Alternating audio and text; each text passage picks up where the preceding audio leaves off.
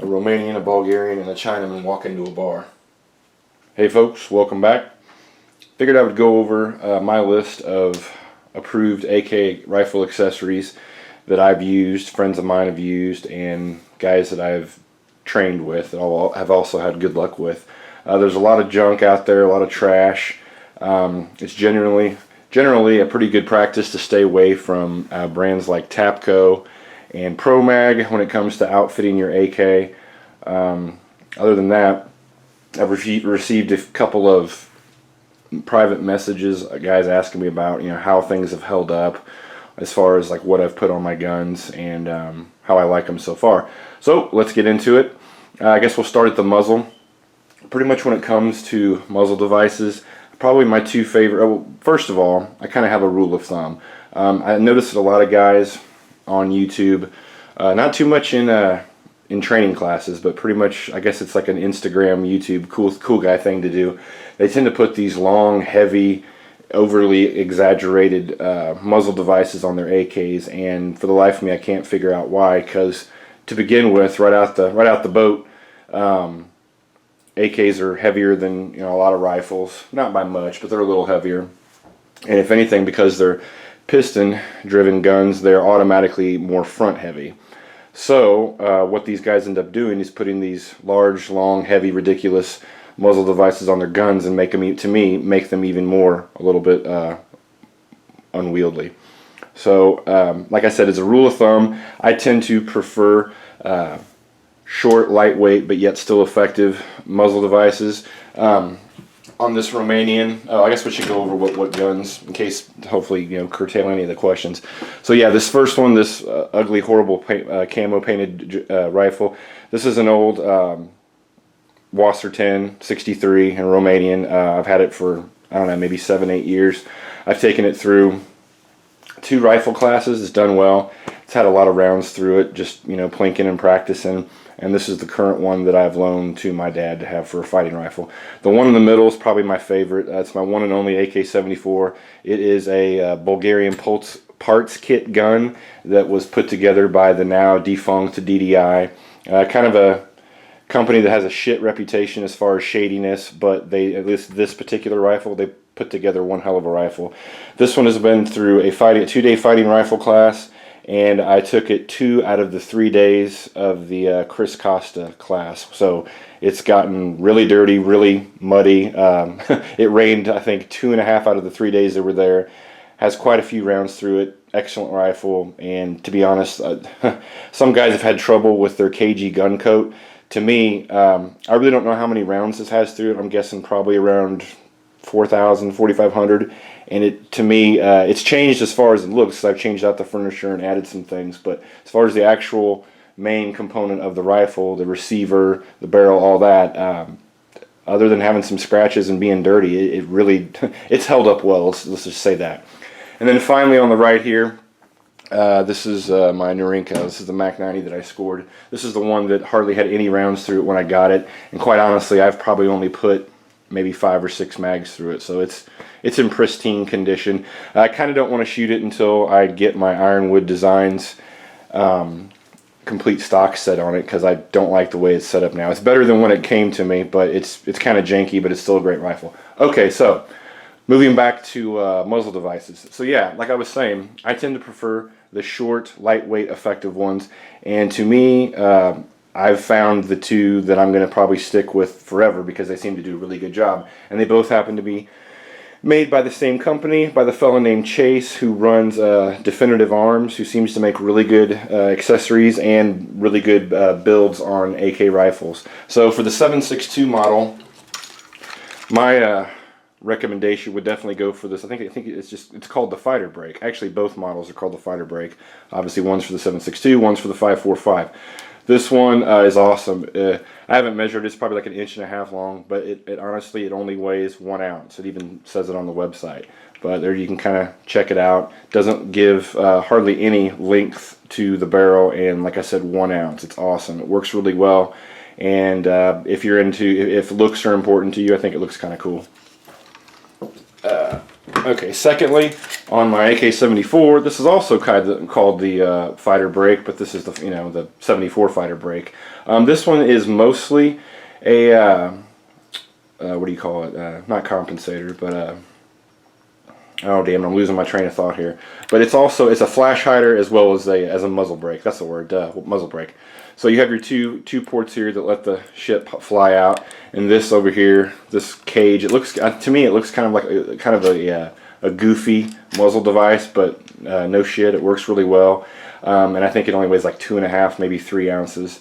So it's kind of a combo brake and flash hider. And that's that one. And as far as the Norinco, there's no need to pick it up because it's a Mac 90 and it does not have a threaded muzzle, so therefore it has no muzzle device. Okay, so as far as I guess moving back, we can talk about furniture. Overall, my favorite, even to this day, even though I've went like not quite the tactical route, I don't like rails, even though, there's some companies out there, Zenith and Midwest Industries make really good rail systems. To me, I guess I'm somewhat of an old FUD when it comes to AKs. I don't like turning my AKs into AR-15 looking rifles.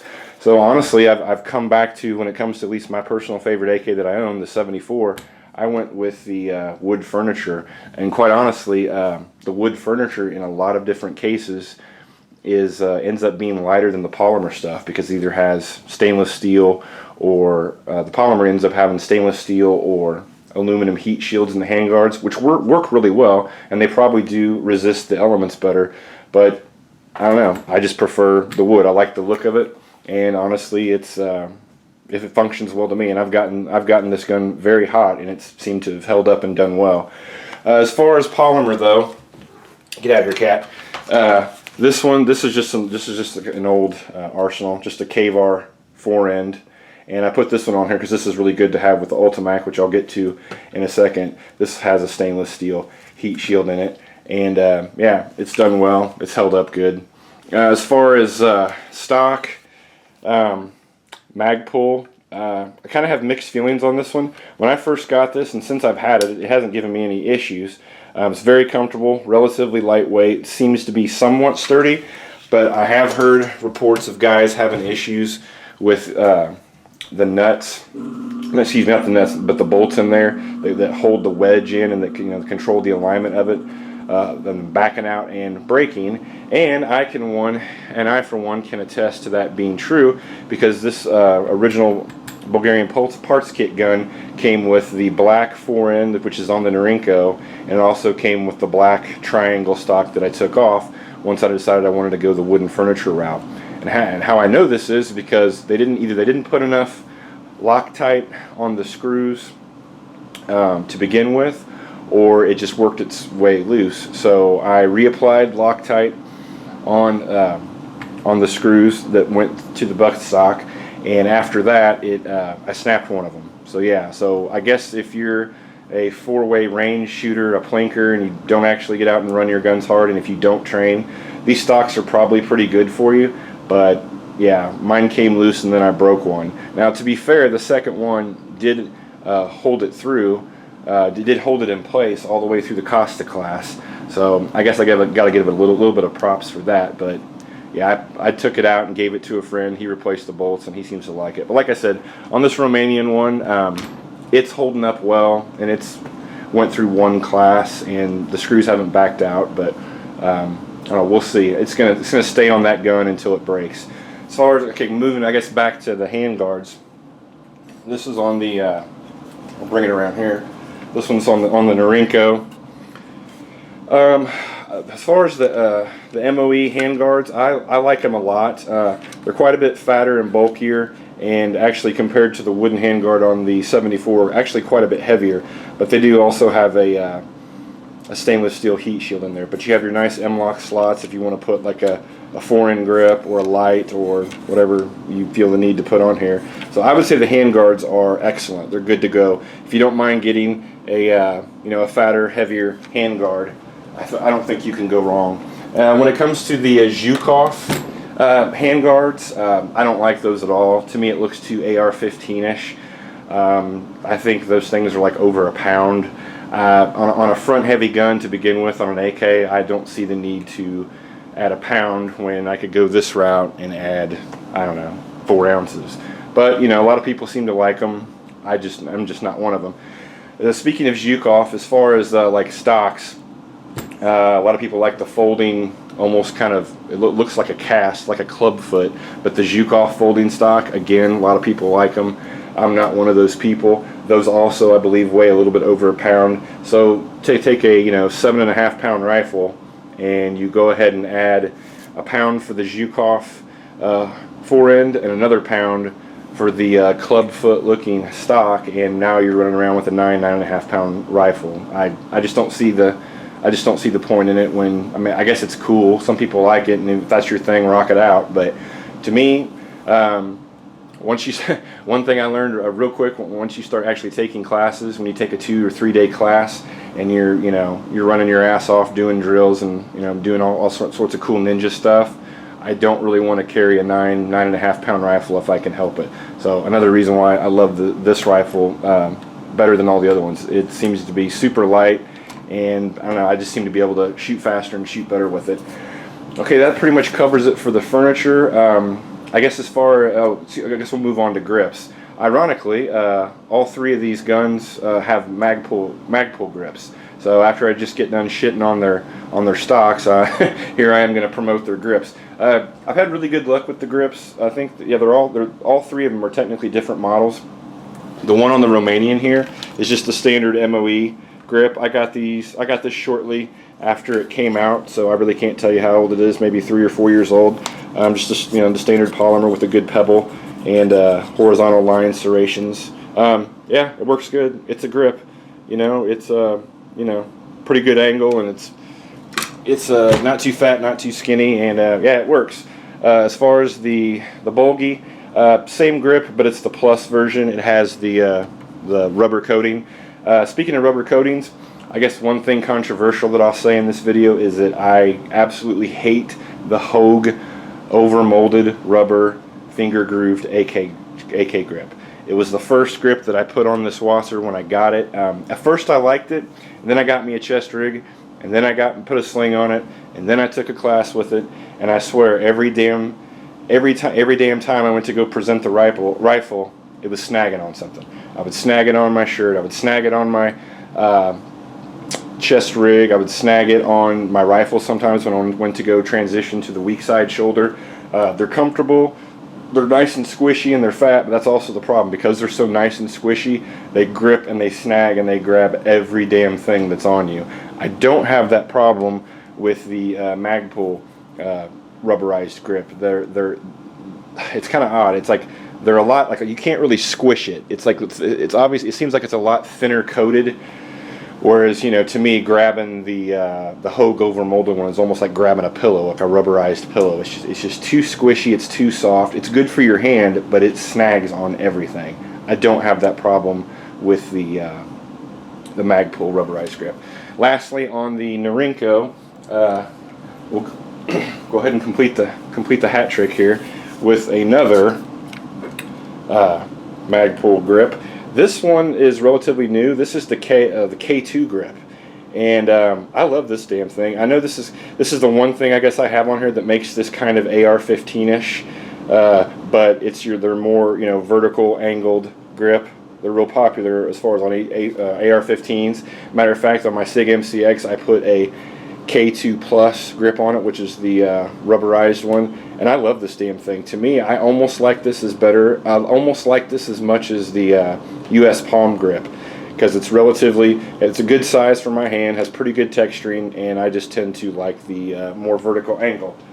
Makes it pretty easy to hold the rifle just with your just by the grip, just with your main hand. So okay, I think now that finally covers the furniture.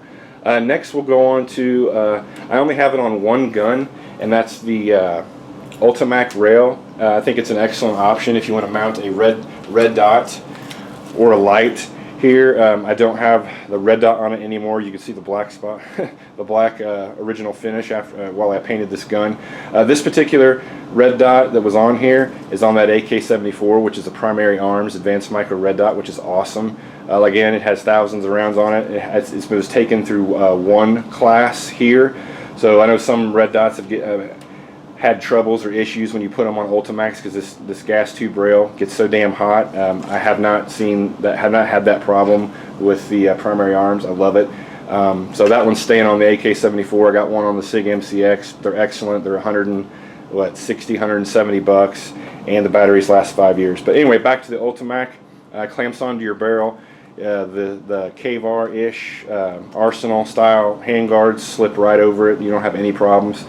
And as far as like light mounting, for now, as of right now, I only have a light on this gun, this Worcester that I loaned my folks, and it's rocking the Haley Strategic Thorntail mount, which tends to have an arm, which has an arm here like a cantilever. I guess that's what you'd call it, and it pushes the light out forward, so it does well. And rocking a Surefire light for any kind of serious game time or serious use lights. I would recommend Surefire, Streamlight. Those, I mean, you know, I'm not the first to say that. Those two lights seem to be excellent. I've had good luck with them. But yes, but the Ultimac rail, very cool. Good thing if you want to add a red light or excuse me, a red dot and or a light. It tends to make it a little bit heavier up front.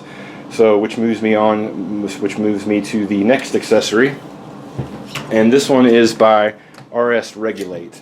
This is probably my favorite way of mounting a red dot. By far, it's probably the ugliest, and it's definitely not the coolest. I think obviously they look cooler on the Ultimac, but I tend to like this RS Regulate system. You pretty much get like you get a lower, and then you pick the top, pick the upper, what you want to mount to it. You can get different uppers if you want to have a full Picatinny, if you want to mount an actual scope instead of just a red dot optic.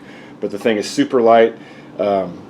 Super well made, very strong, and you know, you just flip your switch. There's your tension adjustment there, and I've taken this thing off 100 times, and and every single time it returns to 0. So I tend to like this a little bit better than the Ultimac route of mounting a dot, because it tends to balance out the rifle a little bit more. As you can see there, it gets it super low, so you kind of have like I guess it'd be like a lower 1/3 co-witness, but I love it. I cantilever mount, AK rail mount is the way to go for me from here on out. I just like it better. Like I said, I think it's uglier, doesn't look as cool, but for me it works better. Balances the rifle out, and I like having the red dot a lot closer to my eye, as opposed to all the way at the end of the rifle. Okay, I guess we can talk about slings. Slings, I don't have too much to say about that. You know, pick your poison. There's 1,000 of them out there. Probably 100 of them are great. For the longest time, I've ran SOE 2-point bungees. Very good slings, very durable. They have your attachment slider up there up front. Again, I've had really good luck with them. AKs tend to get a little heavy, so some people, if you got thinner, so if you don't have broad shoulders like me, these may tend to. I've heard people, kind of pinch you or cut a little through your arms, through your shoulders. I don't have an issue. They're good.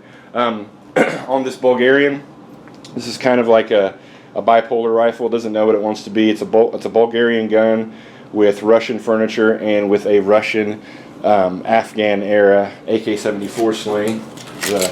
The double hooked, or not double hook, double clipped mustard. So this sling, first actual, authentic mil-spec, or not mil-spec, military, what am I trying to say? I guess close to like an original sling, a true military grade, sling I've ever had. Anyway, I like it. It's just a basic canvas sling. I like how it's wider. It's definitely comfortable. It tends to distribute the weight out a little bit better than, say, the bungee sling. But the bungee sling is awesome too, though. So it's just, pick your flavor. It doesn't really matter. I haven't mounted a sling to the Norinco yet, because I'm still waiting for whenever I get furniture for it from Ironwood Designs. Okay, I guess lastly we'll talk about magazines, and that's pretty much the heart of any good semi-automatic gun, especially a rifle. So as far as probably my favorite overall is the Bakelite Mags. I think I have like 7 or 8 of these. Super strong, durable. They look cool. Definitely have your, you know, steel rear locking tab, your steel front lug, your steel reinforced feed lips. Excellent mags. They're lightweight. Yeah, they're awesome. So these are definitely probably my favorite. As far as AK-74 mags, I guess if you want to talk about my favorites, I tend to like the Russian Plums. Again, you know, well built. They have your steel locking tag, your steel lug, steel reinforced lips, and of course the spine running down the front of it. Bulgarian like Circle 10, Circle 21s, Circle 25s, all that stuff are good too. Of course, Bakelite's a rule. I only have one Bakelite, but I think I've got 9 or 10 of these. These Russian Plums, definitely my favorite mags. I guess one last thing, as far as when it comes to AK-47 magazines, honestly, guys, you can't go wrong as long as you stick with good steel surplus mags, probably from most countries, unless they're Korean. I've heard the Koreans kind of suck. This is a Bulgarian Circle 10 Waffle mag. These are pretty good. I don't like them quite as much as everyone else. I mean, they're good polymer mag. They're a little bit heavier as far as a polymer mag goes. But again, nice steel rear locking tab, steel front lug, and of course steel reinforced feed lips. They tend to be a little bit fatter up here near the lips. I've seen, and my Draco that I used to have wouldn't accept these mags. It would accept the Bakelites, but in the what do you call it? The Bakelites and just regular steel block mags. Speaking of which, like I said, I think I've already mentioned it, but yeah, you can't go wrong with the steel block mags. They do tend to be quite a bit heavier than all these different forms. Those are made of like resin, and the Bakelites, I think those are like a form of resin too. Those are polymer. But just if you want serious good game time mags, try to stay away from your mags that don't have steel reinforced lips and steel reinforced locking lugs and rear tabs. Like a lot of people have had good luck and like the Magpul mags. I don't like them, either version of them. Again, they seem to be a little bit fat. There's the feeding lips seem to me a little bit tall, and sometimes some rifles will have trouble upon insertion. I want to run mags that are going to go in, you know, pretty much every single rifle, not just dedicated ones. With the only exception being probably the Waffle mags, but the Norinco likes them. So I don't know. I think that's pretty much it. I covered what I've used and what my friends have used and what I've seen be used in classes. Again, try to stay away from Tapco stuffs. These two rifles both have Tapco triggers. I've heard good and bad so far. Both mine are doing well, but I wouldn't blame a guy if he wanted to throw in an ALG AKT trigger in there. As far as trigger goes, to me, the Chinese make by far the best triggers as far as, you know, straight from the factory. I know we can't get the Chinese rifles anymore, but yeah, the Chinese triggers, and like in the Norincos, Polytechs, all that stuff, they're savage, man. They're wicked. They're awesome. But I think that pretty much covers it. Yeah, I can't think of anything else. This video is already going to be 3 months long. But any questions or comments, feel free to leave them down below. But I think I got you guys pretty squared away. This is what I myself and other people that I know have had good success with, good luck with. And if you have any other ideas, things that I forgot, list them down below. Later.